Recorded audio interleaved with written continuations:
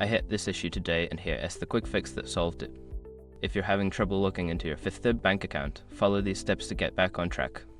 Step 1. Check your internet connection. Make sure your device is connected to the internet.